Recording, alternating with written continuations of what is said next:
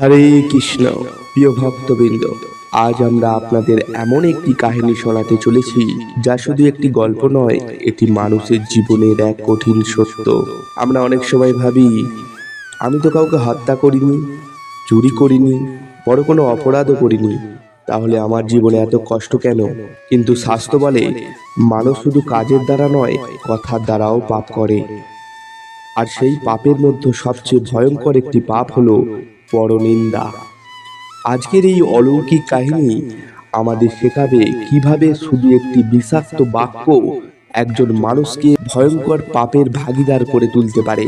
তাই ভিডিওটি শেষ পর্যন্ত দেখুন, কারণ এই গল্প আপনার জীবন বদলে দিতে পারে। অনেক বছর আগে এক ধর্মপরায়ণ রাজা ছিলেন। তিনি ছিলেন অত্যন্ত দয়ালু ও ভক্তিমান। প্রতি বছর তিনি বিশাল ব্রাহ্মণ ভোজের আয়োজন করতেন।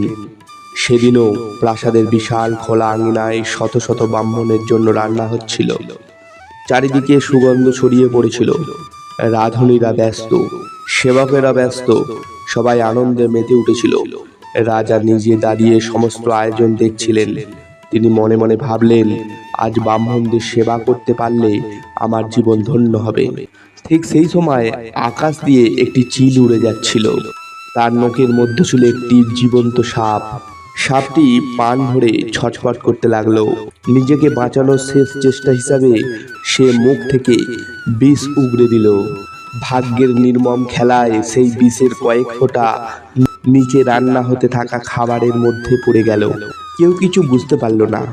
রান্না সম্পূর্ণ হলো। ব্রাহ্মণেরা ভোজন করলেন, কিন্তু কিছুক্ষণের মধ্যেই একে একে সবাই ছটফট করতে শুরু করলেন। কারো মুখ দিয়ে ফেনা বেরোচ্ছে, কারো শরীর নীল হয়ে যাচ্ছে।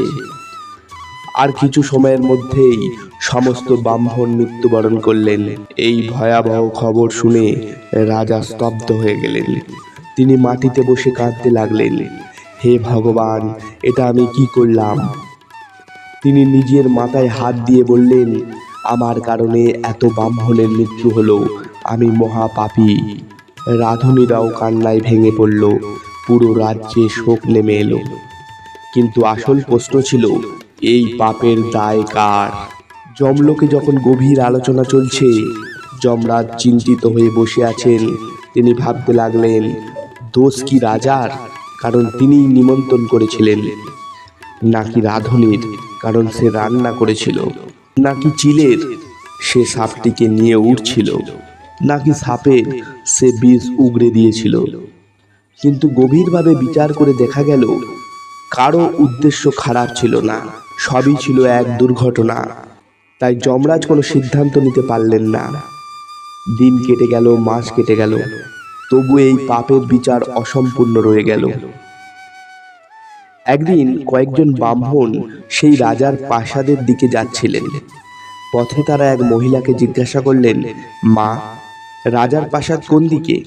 মহিলাটি রাস্তা দেখিয়ে দিলেন, কিন্তু তারপর মুখে এক অদ্ভুত হাসি এনে বললেন, যান যান, তবে একটু সাবধানে যাবেন।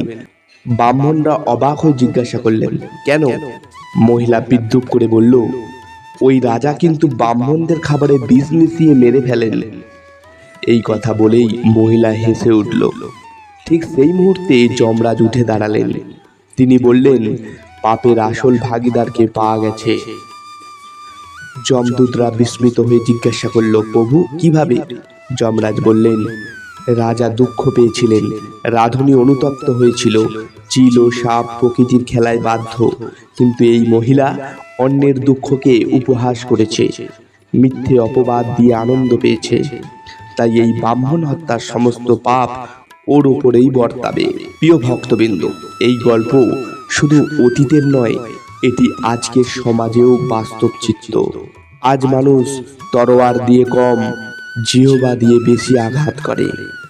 কারো সম্মান নষ্ট করা, কারো নামে মিথ্যা অপবাদ দেয়া, পেছনে সমালোচনা করা, এসবই ভয়ঙ্কর পাপ। শ্রীকৃষ্ণ গীতায় বলেছেন, যে ব্যক্তি অন্যের অকল্যাণ কামনা করে সে কখনো শান্তি পায় না। আমরা হয়তো ভাবি, আমি তো শুধু একটু কথা বলছি, কিন্তু এই কথাই কারো জীবন ধ্বংস করে দিতে পারে। আজ অনেক মানুষের সংসারে অশান্তি, মনে ভয়, কাজে বাধা, অকারণে অপমান, কারণ অজান্তেই আমরা প্রতিদিন পরনিন্দায় পাপ করছি। কেউ সামনে ভালো ব্যবহার করে কিন্তু পেছনে বিষ ছড়ায়। মনে রাখবেন, সাপের বিষ একবারে একজনকে মারে, কিন্তু মানুষের জিহ্বার বিষ প্রতিদিন অসংখ্য হৃদয়কে হত্যা করে। তাই আজ থেকেই প্রতিজ্ঞা করুন, কারণ নিন্দা করব না, মিথ্যা অপবাদ দেব না, অন্যের দুঃখে আনন্দ পাব না। কারণ ভগবান সব দেখছেন। মানুষের বিচার ভুল হতে পারে, কিন্তু কর্মফলের বিচার কখনো ভুল হয় না। যদি এই গল্পটি আপনার হৃদয় স্পর্শ করে থাকে, তাহলে ভিডিওতে একটি লাইক করুন, শেয়ার করুন এবং কমেন্টে লিখুন হরে কৃষ্ণ। আর এমন আধ্যাত্মিক ও জীবন বদলে দেওয়া গল্প শুনতে আমাদের চ্যানেলটি সাবস্ক্রাইব করুন। হরে কৃষ্ণ, রাধে রাধে।